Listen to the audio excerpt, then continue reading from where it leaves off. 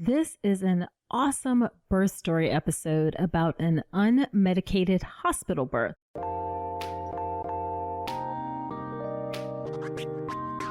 Welcome to the All About Pregnancy and Birth podcast. I'm your host, Dr. Nicole Calloway Rankins, a board-certified OBGYN physician, certified integrative health coach, and creator of the Birth Preparation Course, an online childbirth education class that will leave you feeling knowledgeable, prepared, confident, and empowered going into your birth. Quick note, this podcast is for educational purposes only, and it's not a substitute for medical advice. See the full disclaimer at ncrcoaching.com/disclaimer. Hello, welcome to another episode of the podcast. This is episode number 38, and as always, I am so glad that you are here. On today's episode of the podcast, I have Rachael McKinney. Rachael is a licensed clinical social worker. She currently works with preschool-age children and their families to help promote positive and age-appropriate development using tools like mindfulness, yoga, and play-based interventions. Since becoming pregnant, Rachael has had an increased interest in learning how to help support women through their pregnancy journey and beyond, and that's why she comes on the show today.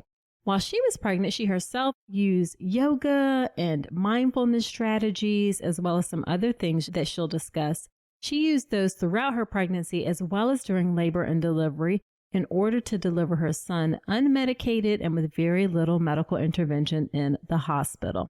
She shares her really empowering story today. I'm so glad she came on. And at the time we recorded this, she was just 6 weeks postpartum, so that made it even more special. Now, before we get into the episode, let me give a quick shout out to Victoria Esparza. She left me this review in Apple Podcast, and it says, "I am so thankful to Dr. Rankins for this informative podcast. I am a 27-year-old first-time mom and am 25 weeks pregnant. I discovered this podcast last week and am just obsessed. Dr. Rankins presents so much information on all topics related to pregnancy, labor, and delivery in such a clear and concise way and has such a soothing manner of speaking. I just can't get enough. I really enjoy her diverse variety of guests she features on the show, from fellow doctors to regular women and their incredible birth stories. 10 out of 10, I recommend this podcast to anyone interested in being more informed on all aspects of pregnancy and birth." Well, Victoria Esperanza, you got me over here blushing, girl. Thank you so much for that really kind review. I am so glad you love the show. I love bringing it to you. Also, let me take a minute and remind you about my free live online class on how to make a birth plan that works. I take all the confusion out of making a birth plan, give you a super clear process on how to make a birth plan that works to help you have the birth that you want. Women really love this class. I only do it about 3 or 4 times a month, so you can go to ncrcoaching.com/register to sign up for the next class, and that link will, of course, be in the show notes. And if you want to go even deeper with me, helping you get ready for your birth, then check out my online childbirth education class, the Birth Preparation Course. This amazing class gives you all the information you need to be knowledgeable, prepared, confident, and empowered to have the birth you want. Very comprehensive class. You learn everything from getting in the right mindset to all the stuff you need to know about labor or pushing a baby out, the truth about things like Pitocin and C-sections, as well as some information to help you get off to a good start as a new mom. So you can check out everything that's included in the course at ncrcoaching.com/enroll. The free birth plan class is a great way to kind of get a flavor for the birth preparation course. So again, if you want to check that out first, the free class is ncrcoaching.com/register. Or if you're ready to hop right into the birth preparation course, it's ncrcoaching.com/enroll. Okay, without further ado, let's get to the birth story episode with Rachael. Hey, Rachael, thank you so much for agreeing to be on the podcast, especially considering you are like a very brand new mom. Yes, Nicole, thank you so much for having me. Yeah, so tell us about you and your family. So I live in the Chicagoland area with my husband, and my son, Nicholas, will be 6 weeks on Friday. Wow. So a brand new baby. Mm-hmm. I can't say that I miss those days, to be honest with you. Yeah, all those people that say to you, like, enjoy every minute. And you're like, well, there's minutes that are really hard. Right, exactly. For sure. For sure. Now, you came on to talk about your birth story, and we'll get into that. But before we talk about the birth, I think we need to understand a bit about what your prenatal care was like. So, what was your prenatal care like? Did you see a physician, a midwife? How'd you feel about the care you received? We're part of a very large medical group in our area, and there's about 6 OBGYNs that we're linked to through our insurance. Unfortunately, midwives were not available with our current plan. Okay. And so they encourage you to visit with all of the physicians because whoever is on call that day at the hospital is the physician that's going to deliver your baby. Okay. That was a little bit challenging for me because I had this vision of, oh, I'm going to have the same doctor, I'm going to have the midwife for all of my appointments. So that was something that I had to kind of grieve and move forward with. But I think that I had some hiccups with my prenatal care just because I had some pretty specific birth preferences. Okay. And at one of my prenatal appointments, I had shared a couple of them with him, and he said, well, you know what? This is kind of hospital policy, and people deliver in hospitals to avoid complications, or else everyone would deliver at home. And it kind of felt like he was dismissing my preferences and how I wanted to birth my baby. At that point, I had a very tearful conversation with my husband about our care. And it wasn't really an option to switch providers. Right. But with talking with some friends and family, we decided, well, we're going to stay. And really, the physician is there to catch the baby. So let's talk about other things we can do within labor and delivery and kind of kick that physician concern out the window. Yes, absolutely. Okay, so we have to unpack this a little bit Yeah. because I think this is really important to discuss.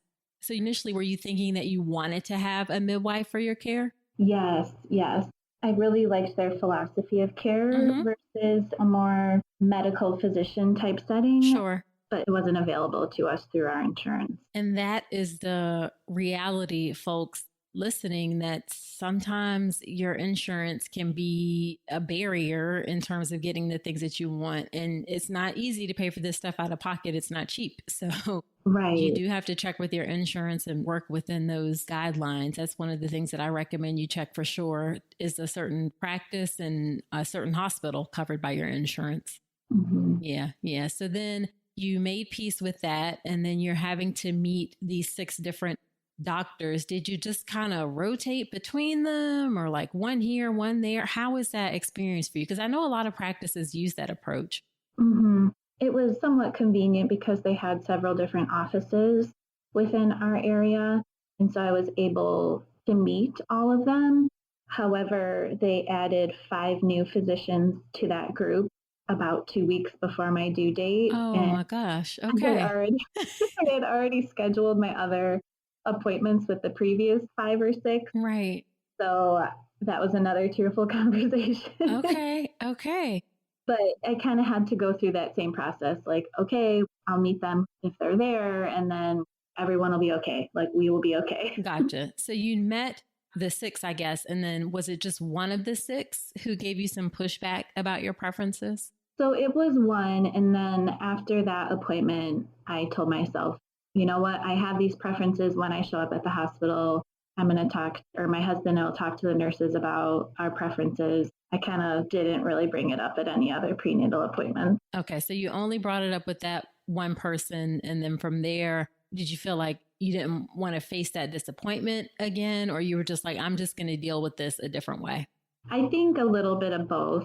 Like, I don't want to put myself in that position again to feel kind of discounted or feel so small. So I just, I totally understand. It makes me sad, actually. So you have to tell us, if you don't mind. I'm curious, what exactly were the preferences that you wanted that caused this reaction from the physician?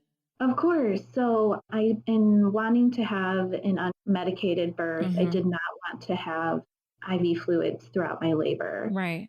That was one of the things where it was kind of a hard line for me, just doing a whole lot of research about why do women have IV fluids? I wasn't going to have an epidural. I wasn't going to have Pitocin. Why do I need it? I can ingest fluids orally through labor. Were you opposed to getting what's called a saline lock where it just sits there? Oh, no, I wasn't. Okay. I actually ended up having that. Okay. Okay. So it was like a compromise. Like, I don't want the fluids, but feel free to put in the lock. I totally understand. Exactly. So for the listeners, guys, this is so reasonable. If you're doing an unmedicated birth, you do not need IV fluids. Rachael is spot on. You can drink to hydrate yourself. You don't need IV fluids. So it's disappointing to hear that. And the saline lock is the perfect compromise because it's not hooked up to anything, but it's there in that rare instance if it's an emergency. So it's disappointing to hear that you got some pushback about that because there's no reason for it to be. Right. Yeah. And what else? What other things did you? The other one that I brought up with him was to have intermittent fetal monitoring, not be hooked up and kind of attached to a bed. Right. And he was not a fan of that either. But later in my story, it didn't even really matter because I was in the bed the whole time at the hospital anyway. Okay. But that was another where he said, like, well, we have this for safety and we need to keep an eye on the baby. Whereas my rationale was, I'm very low risk. If we establish the heart rate for however many minutes they want it established, then why do we need to have it consistently? Right. Let's talk about something most pregnant women aren't getting enough of, omega-3 DHA. The recommendation is over 200 milligrams a day, but less than 5% of pregnant women in the U.S. meet that. That's one of the reasons I love Ritual's Essential Prenatal. It has 350 milligrams of vegan DHA plus other key nutrients like methylated folate and choline to support baby's neural tube development. As an OBGYN, I appreciate that Ritual goes beyond the basics. The formula is science-backed, third-party tested for heavy metals and microbes, and every ingredient is traceable. And the delayed release design, it's gentle on the stomach, something that really matters, especially if there's trouble with nausea during pregnancy. You deserve to know exactly what you're putting into your body, especially when it comes to prenatal multivitamins. And with Ritual's dedication to traceable science and sourcing, you always will. See for yourself with 25% off your first month at ritual.com/Dr. Nicole. Start Ritual or add Essential Prenatal to your subscription today. That's ritual.com/Dr. Nicole for 25% off your first month. So again, you said you're low risk. So you didn't have any health problems, no medications, no issues, nothing. Yes. Again, intermittent monitoring, and this is backed by ACOG, the American College of Obstetricians and Gynecologists, is totally reasonable in your situation. And I will say that it's true that not a lot of OBGYNs are necessarily on board with that. And sometimes hospitals and nurses don't even know how to do it properly. So you can run into some concerns. It just makes me feel sad though, because you're not asking, because you're not asking anything unreasonable. They're both like totally reasonable, safe things that are perfectly fine. But you decided that, okay, I'm going to approach this a different way by having a strong support team around me. Is that what it's fair to say? Okay. So who was part of your support team? That's a good question. So I had my husband, of course, and then I had my mom, and she is a former floor nurse turned utilization management nurse. She helps people with insurance, things I don't understand in a hospital. I don't. And then my aunt is a certified nurse midwife, and she's been delivering babies for over 30 years. So she kind of acted as a communication between my husband and my mom and me and the medical staff at the hospital. She wasn't hands-on, of course, because she doesn't practice in that hospital, but she acted as an in-between and also an advocate for sure. Yes, and had so many labor support like activities for us to do and suggestions. And we met with her before the labor, like while I was still pregnant. And then she came to the hospital and met us there for the labor and delivery. Okay. So she happens to be obviously a very well qualified, well trained provider who's delivered babies for a long time. But it sounds like she kind of acted like what a doula may often do. Yeah. Yeah. Yeah. Mm-hmm. Except you didn't have to pay for it. Nope. And she was thrilled to help with this. I'm sure she was. I am sure she was. So what kind of things did you do to prepare for your birth? You said you met with your aunt ahead of time. How many times did you talk to her, or did you and your husband kind of chat with her? We met with her probably 2 or 3 times. Mm-hmm. And then I had talked to her on the phone a couple times too. And our conversation centered around kind of what does labor and delivery look like? We know it's different for every woman and for every baby. What are some things that we can do beforehand?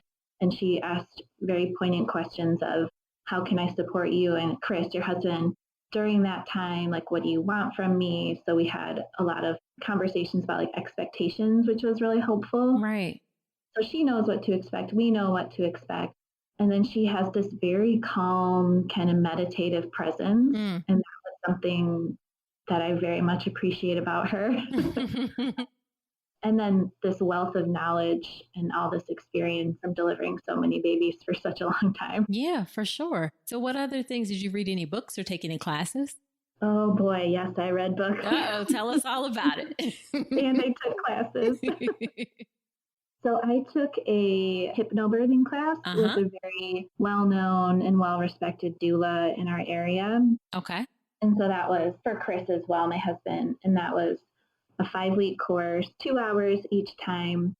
And I really think it increased both my confidence and my husband's confidence in what is birth? Like, what does labor look like? What are our options for intervention? Right. And also helped us consider our birth preferences and talk those through in a group setting with someone who has been birthing babies in this area for a very long time, or assisting as a doula with babies for a very long time. Okay. Okay. I hear you keep saying birth preferences. So clearly somebody got to you early, letting you know that we cannot plan birth. And I really try to be very careful about words and how we use them and how powerful they can be, because plan can be very misleading to people. It's like, no, this isn't in my plan. This isn't what I wanted. Exactly. Yeah. You know, I use birth plan just because that's what's commonly used, but you are right. Words have meaning, and you cannot plan birth. The doctors can't plan birth. You can't plan birth. Babies are the ones who are in most control of it, and they don't tell us what their plans are. So right. Yeah. So you took the hypnobirthing class. Any other classes or? So along with the hypnobirthing, I made a point to listen to those birth affirmations, as well as kind of write my own and look at them and think about them. So they're in my brain as I was pregnant. Nice. And then I took the little birthing class. Okay. How did you find that?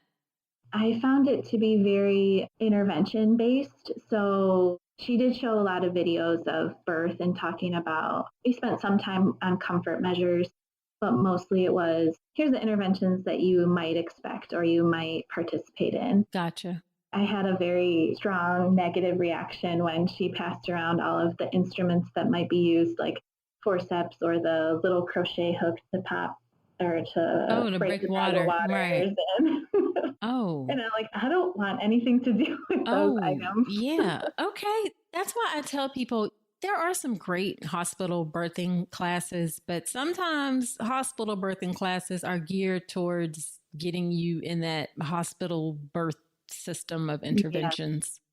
But you sat through it and like, okay. I'm like, okay, this is what I didn't want. Right. And then what other things did you do? Any other classes or books? Yeah. I did a lot of prenatal yoga classes. I did those about once or twice a week, which really helped. I have a yoga background before getting pregnant, so that was kind of a really cool experience to do yoga in a different way. Sure. And it also helped me find a pregnant lady community. We've kept in touch. We've met up with all our babies. Oh, that's so nice. That was really, really, really, really beneficial. Yeah. Yeah. As far as books, Ina May Gaskin, Uh love her. huh. See what else. I read the What to Expect book, which again kind of paralleled the hospital experience. Right. So some information was helpful, but some I kind of glossed over. I also read a ton from the Evidence-Based Birth website and also listened to her podcast, which I found incredibly helpful to help me understand interventions, the evidence behind them. It helps me understand and give me the power to say like, well, no, I don't really want IV fluids for my whole labor.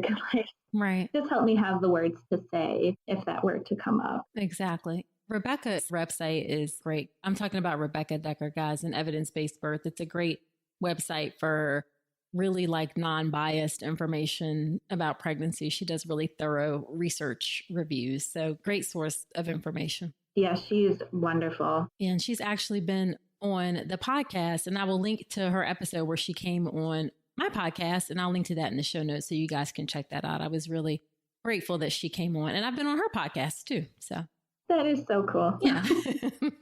I'll link to both of those in the show notes.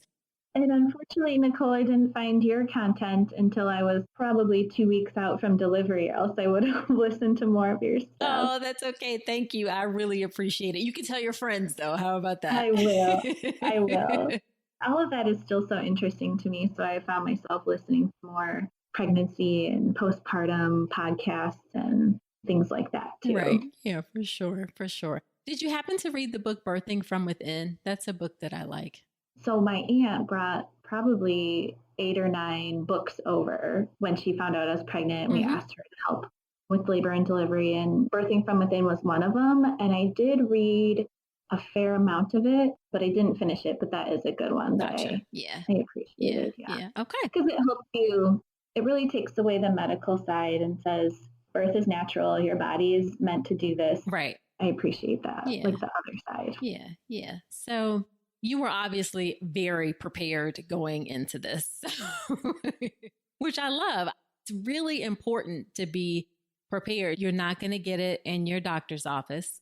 You know, you have quick, like 5-minute visits, if that, and it's just not set up to give you the information that you need. And if you want to have the best chances of having the birth that you want, you have to do something to prepare yourself, whether it's books or a class or both. So you obviously did your work, and hopefully we'll hear that it paid off. I found a therapist who specializes in prenatal and postpartum care. And we talked a lot about normalizing uncertainties. And one of the things that stuck with me that we did together was we made a little T-chart, and across the top it said important and not important.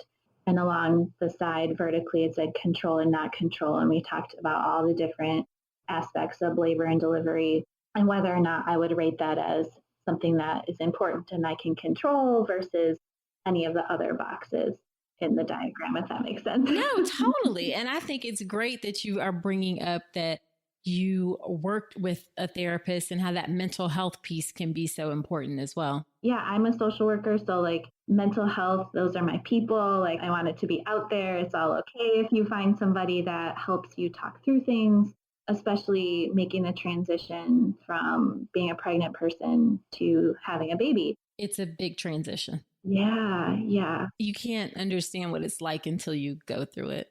Oh, yeah. Yeah. I mean, absolutely. You can be prepared, but it's just like every mother will tell you, like, you're prepared and then it happens. And then you're like, what am I doing? Yeah. Who said it was okay for me to take a baby? Right. But I think you raise a really important point that we focus a lot on things like postpartum depression, and that's important, but we don't always necessarily focus on mom's mental health during pregnancy. That's a really good point. So I think that's great that you bring that up. So let's talk about your labor and your birth. So give us all the details from start to finish. Okay. So I woke up at 4 a.m. when I was 38 weeks along. So I was right in that. I feel like it's a sweet spot, 38 weeks. And feeling kind of different sensations, some tightening, thinking, okay, this is it. My husband woke up. I didn't really want to tell him what was going on. So I just said, hey, I can't sleep. hoping that he would go back to bed, but he didn't. And so I said, I'm pretty sure I'm in labor. We'll just kind of see where this goes. Like, don't tell anybody. Like, I don't want to freak anybody out or anything. So he went to work for a couple hours. During that time, very inconsistent, mild contractions. So I ate breakfast, took a shower, walked my dog. Right. Did all those things. All great things to do in that early part of labor, kind of distract yourself from it, do a little activity. Yep. Trying to clean a little bit. Around 10 in the morning, I called my aunt and she said, oh, when's your next OB appointment? Which it happened to be the next day. So she said, okay, we'll just relax, like hang out and see what your OB says tomorrow and keep me updated. And in my mind, I'm going, no, this baby is coming. Like, we're not having an OB appointment tomorrow. Right. Just said, okay, I'll let you know, like, what happens. So during that time, my husband got home from work. He went in for a couple of hours just to kind of wrap some things up. And then the contractions got more consistent. So we took some of the things we learned in hypnobirthing class and did like the exercise ball, hands and knees. When they got more consistent, I had headphones on and I was listening to the hypnobirthing affirmations. Mm-hmm. In between, I kind of hang out, watch a little TV, have a contraction, put my headphones back on. It went on that way for quite some time. Then they got a little stronger and my husband was squeezing my hips during the contractions, which really helped. And he was tracking them with an app on his phone and communicating with both my mom and my aunt to kind of tell them what was going on. Right. I think around 7 p.m., they were really, really close together. And by really, really, I mean like 5 or 7 minutes apart. Uh-huh. And it had been that way for quite some time. I will tell you, one of my biggest fears was going to the hospital and being sent home. Yeah. I was really motivated to stay at home. Right. And do it on my own. Right. But I think my husband was very anxious about us getting there in time, which this is my first baby. I didn't think I was going to have a baby in the car or at home. That's very true. It's not likely that you're going to have your baby in the car. Yeah. Right. So my husband kind of made the executive decision, like, okay, we're going to go to the hospital. Like, let's get ready and go. So we live fairly close. They're only 15 minutes. Okay. In fairness, it can be challenging for people, especially who don't have experience watching someone go through labor, seeing you go through that. And then like, it can make people nervous. Yes. Mm-hmm. I will tell you that hypnobirthing class, like he was a champ, like birth partner. Right. So that really, really helped. So I had a couple contractions in the car. And then my mom, she met us at the hospital. And of course, I was crying and got very scared. And like I saw her face and I'm like, oh gosh, like this is happening. Right. And then when we got to triage, they checked me and said I was 7 centimeters. Yes. I hugged the nurse. I was like, 7 centimeters? Like, you're my hero. Right. And she's like, what are you talking about? So that was the best news ever. And here we are thinking like, oh, this baby's going to be here in a couple of hours. Just feeling very excited, but also the contractions were getting stronger and more consistent. And lo and behold, the physician on call was one that I did not beat before. Of course. Which didn't matter.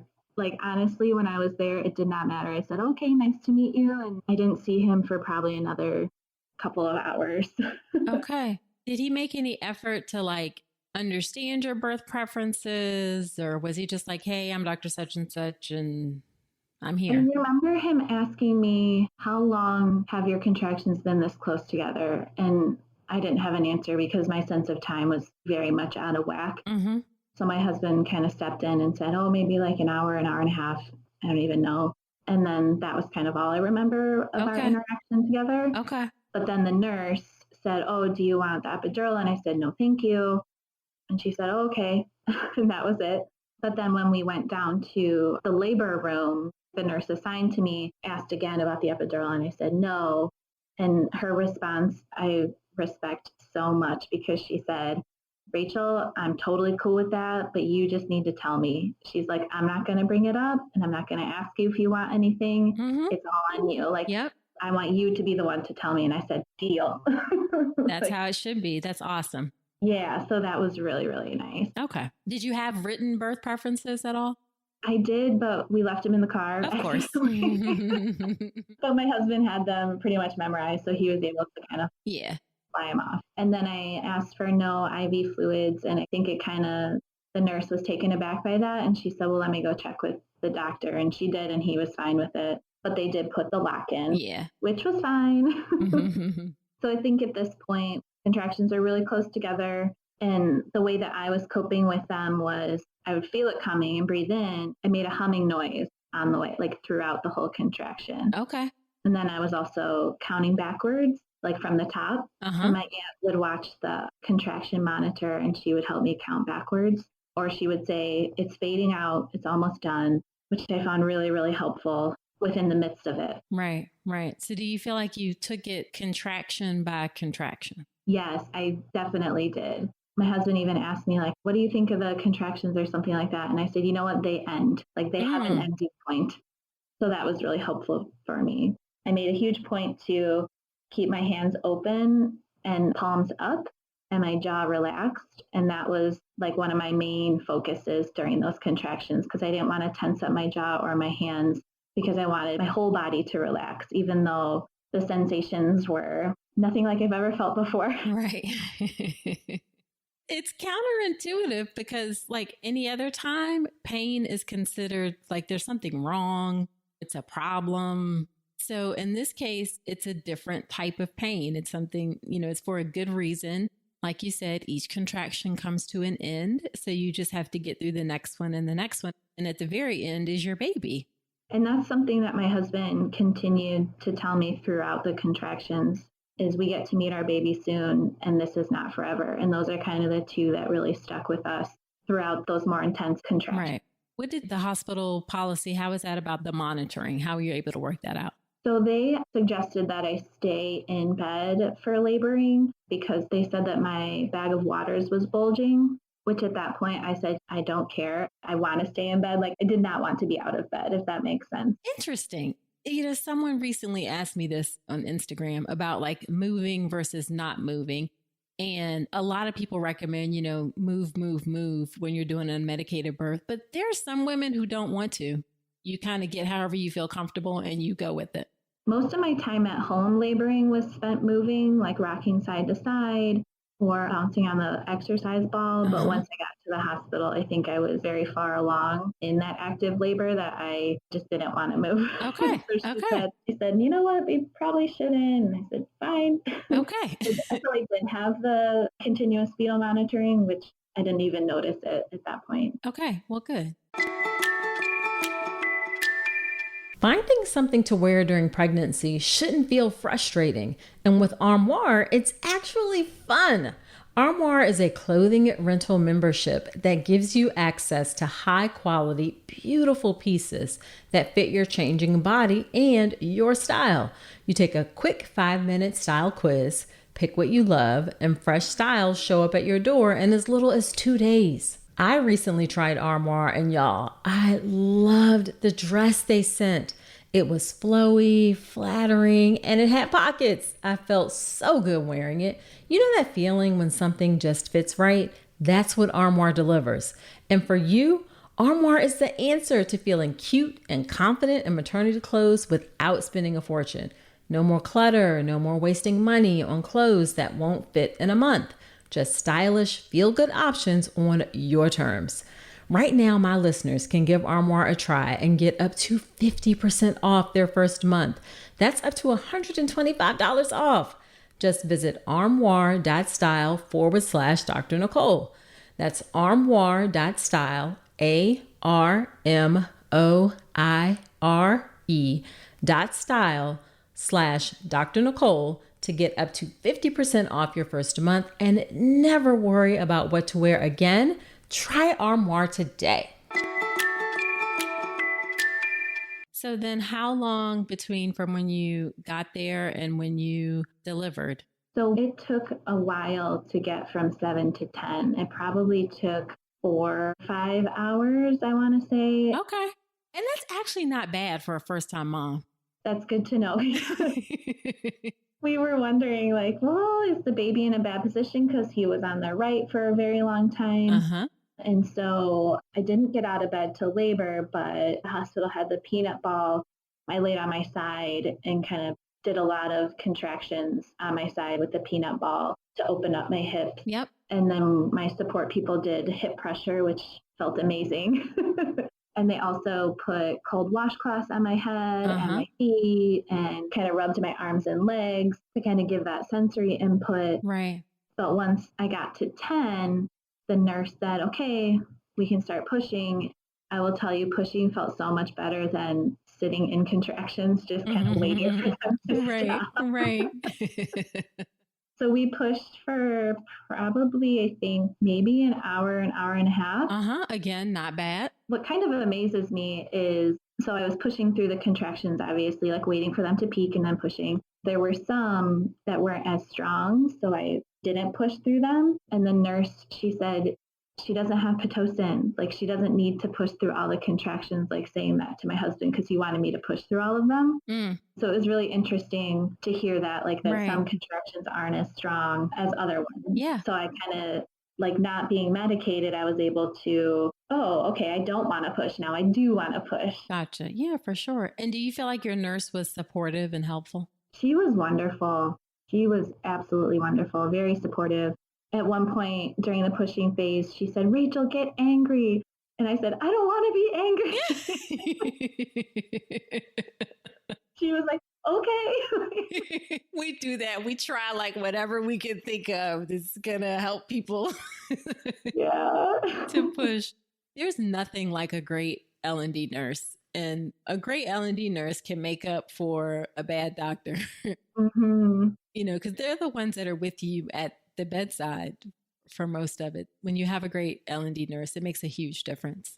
Yeah. And she was very transparent. She told me everything she was doing before she turned on the light. She said, oh, Rachel, I'm turning on the lights, or, oh, I'm checking your amniotic fluid, or when it's time to deliver, these are the people that are going to be in the room. I really liked to know what to expect. And she was very helpful with that. Good. Do you ever feel like there was any tension during that phase from when you got there to when you delivered? I don't think so. It seemed like everybody communicated with one another. I mean, I was not communicating with anybody at that point. I told my husband, like, I think I had my eyes closed for 3 hours because they turned inward, which is what I needed to do to kind of get through that phase. And that's very common. Yeah. And that's why you have to have, ladies, if you're doing an unmedicated birth, you really need people with you who can support you, advocate for you, speak for you, because you are so focused on the job of birth and labor that, you know, it's hard for you to say much of anything else sometimes. That is so true. Yeah. So then you pushed for an hour and a half or so. And then what was the moment like when your son was born? We didn't know the sex of our baby. Oh, I love a surprise. I feel like everybody does. It's pretty cool. Yeah. Because everybody at the hospital is like, oh, do you know what you're having? No, it's a surprise. We wanted my husband to announce the sex. As like we're pushing, I hear my mom say, oh, I see like the head. And meanwhile, like my eyes are closed. They offered me the mirror and I said, no way. It's interesting to me. We always offer the mirror. And I swear most women actually don't want it. I was just like, no, I don't think so. Right. Okay. So the doctor came in, all the tech people came in. Again, my sense of time is very skewed at this point. But then my mom told me afterwards that the doctor was holding up the baby and says, Dad. My husband was just kind of like, what? Like, what is happening? And so then he says, oh, it's a boy. And then they put him on my chest. And in that moment, it was like everything went away and I was back to being me. Yeah. And that hormonal oxytocin is no joke. I was like, this is amazing. Like, look at what I just did. Like, oh my goodness. Meanwhile, my poor husband has been awake for nearly 24 hours. And he's like, okay, this is great. When are they bringing us to our room? Right. And did you do delayed cord clamping? Yes. My husband, he was good about advocating for that. But I think it's standard practice at this hospital because they said, oh, it's already done pulsating. And so then my mom came and cut the cord, which is really sweet. Oh, good. And then They kind of did what they needed to do while he was on my chest and then took him to weigh and then brought him right back. No complications. So we're very blessed with our little baby. Yeah. So they really supported him being with you, which is where he should be. Right. That seems to be how they do things there, which was really, really nice. Good. That's great to hear. Great to hear. And how was your postpartum course, your immediate postpartum course in the hospital? So my amazing labor and delivery nurse said, do you want the mom cocktail of Sprite and cranberry juice? And I said, absolutely. And it was the most glorious drink I've ever had. I have never heard of that before. The mom cocktail? Yeah. Oh, it was so good. Oh, Sprite and cranberry juice. It was amazing. Interesting. Learn something new every day. So my mom and aunt left. They said, okay, like this is your guys' time together. Sure. We're going to leave. And it was also 3:00 in the morning. So, and then we kind of hung out in recovery for about 2 hours and went upstairs to mom and baby. And the nurses, every single one was amazing. They're just incredible at this hospital. Oh, that's awesome. So I felt very cared for, understood, and things like that. So our baby stayed with us. My husband had a little couch for him. So your baby was in the room with you most of the time, which again is where your baby should be, not in the nursery. I mean, if you want to send your baby to the nursery, for sure. Like if you want to get some rest, but the default should be baby is with mom. Yeah. Yeah. Or with parents. Yeah, for sure. And then are you breastfeeding? Yes. How's that going? So lactation consultants, they visited every day I was there and kind of helped with positioning and latch and things like that. And then when my milk came in a couple days later, we went and saw lactation again for 2 outpatient visits just to kind of make sure, again, I want to be prepared. Right. And asking for help is important. I mean, he is a champ. He's already 11 pounds right now. Well, he was 11 pounds 2 weeks ago. So okay. So he's eating well. Yeah. Yes. Yeah. Little guy doesn't miss a meal.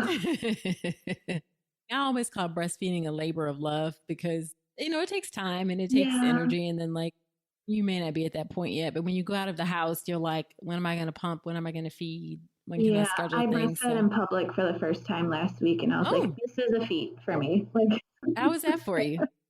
It was okay. It was with a couple of my mom friends. So they all have little babies. Okay. So they were kind of helping and I had the little cover and they were like, you don't need to cover. But for me personally, I want to cover myself. Sure. So I think it went okay. And the other girls said, you know what? Nobody even cares. So yeah. I say that to myself, like nobody cares. Right. Looking back on everything, what are 2 or 3 things that you learned that you'd really like to share with other pregnant women? I think that understanding the process of labor and delivery is helpful. Just knowing what's going on with your body can be very empowering because when you don't know, that can be very, very scary. Yes. And I think looking at contractions, like you said, as this is the way we get to meet your baby, not there's something wrong with my body and I need to fight against it. Right, right. Because I think that's where I started was I'm so afraid of the pain. I don't know how I'm going to do this. And so I said, okay, I have however many months to figure this out and prepare for it. So that's what really prompted me to seek out the hypnobirthing. I thought it really spoke to kind of the yoga background and kind of leaning into the discomfort and the sensations rather than being afraid of them. Right, for sure. Is there anything that you kind of wish you would have known beforehand?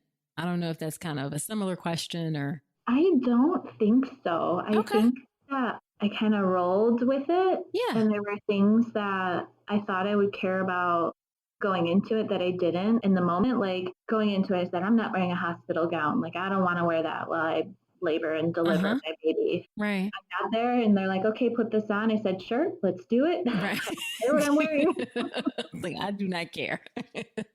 And then the same goes for the doctor. He was there for 20 minutes, did his thing, and he was fast and efficient. And he wasn't the one that was there for the whole labor and delivery. So it didn't matter. Like I thought it would matter and it didn't. Right. So I mean, I think that's advice for women too. Like there's some things that you might think matter, but they might not in the end. Yeah. And I think that's a good point, that you can still have a great experience even, and maybe I'm biased because I'm a hospitalist, so I just only meet women in labor, but you can still have a great experience even if you don't know the doctor.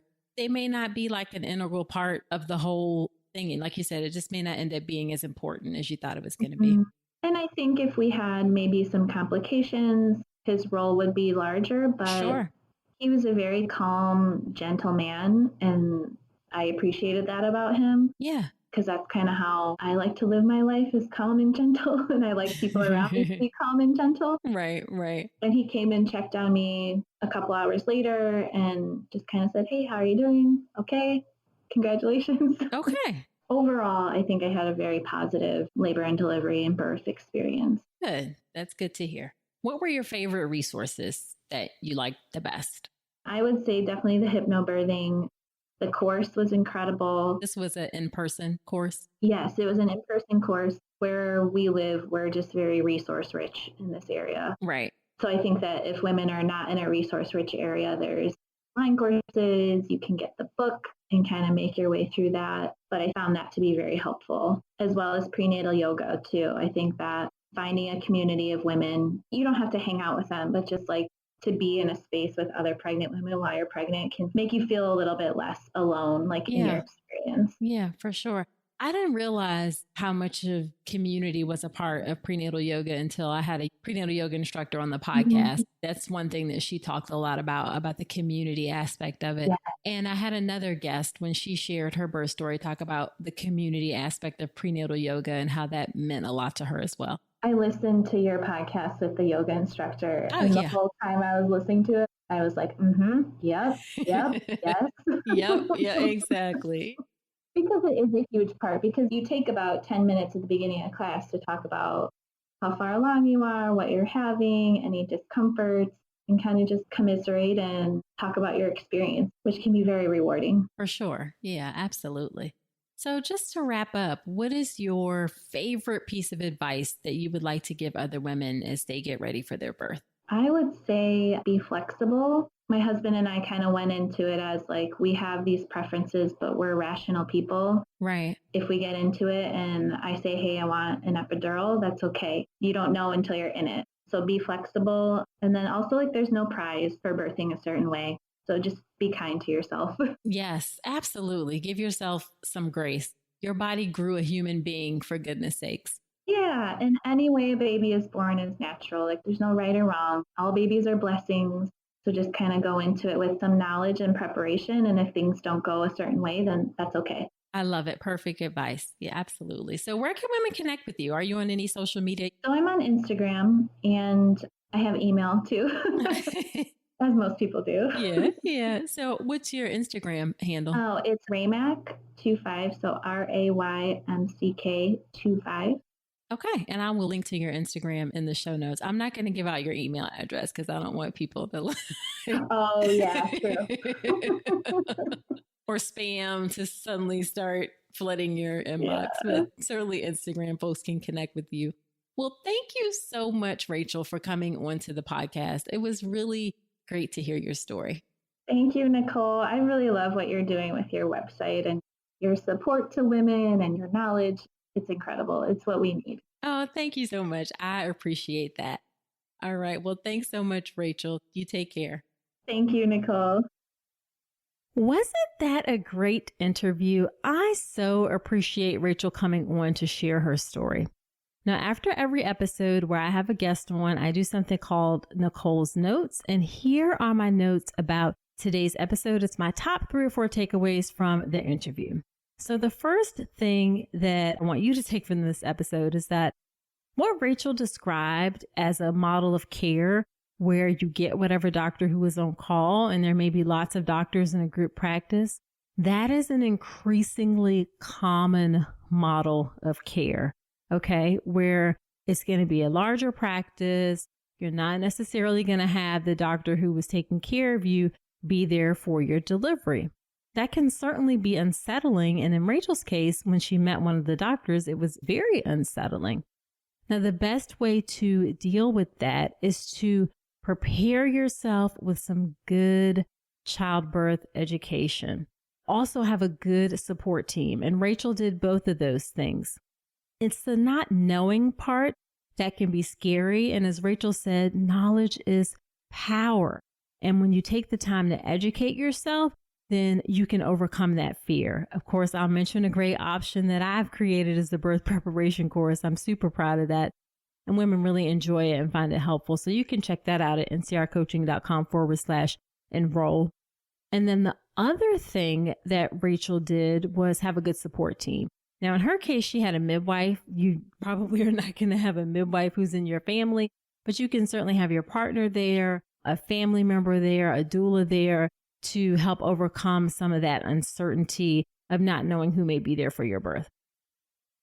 The second thing that I want to point out is that not all physicians may be up to date on evidence-based standards of care. Like the issue with the IV fluids that she talked about and how it was like she got pushed back about that. Like really all women do not need IV fluids during labor. It's just not necessary. If you're low risk and you're doing an unmedicated birth, you can just drink if you want to.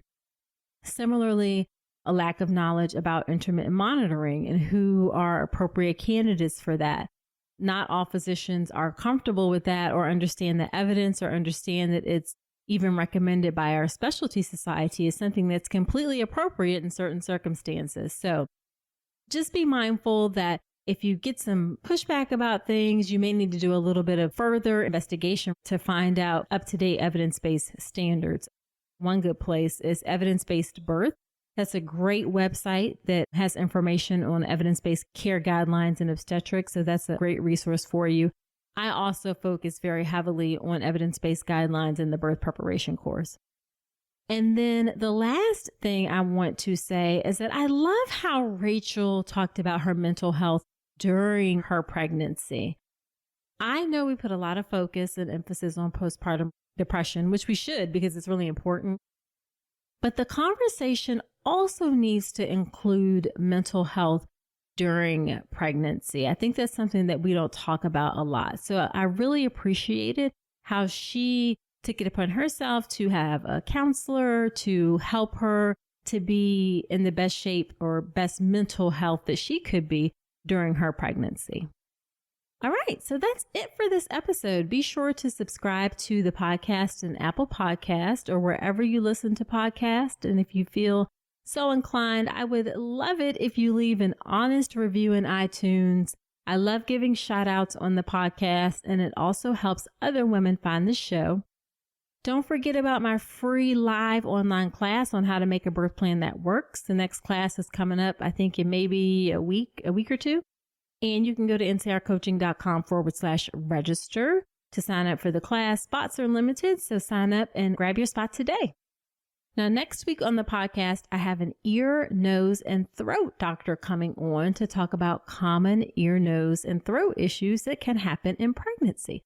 I think this will be good timing. We're getting into fall and like maybe the fall allergies are starting to kick up. So be sure to come on back next week. And until then, I wish you a healthy and happy pregnancy and birth. Today's episode is brought to you by Women's Wellness Coaching by Dr. Nicole Calloway Rankins. Head to ncrcoaching.com to check out my free 1-hour mini course on how to make your birth plan, as well as my comprehensive online childbirth education class, the Birth Preparation Course. With over 8 hours of content and a private course community, the Birth Preparation Course will leave you knowledgeable, prepared, confident, and empowered going into your birth. Head to ncrcoaching.com to learn more.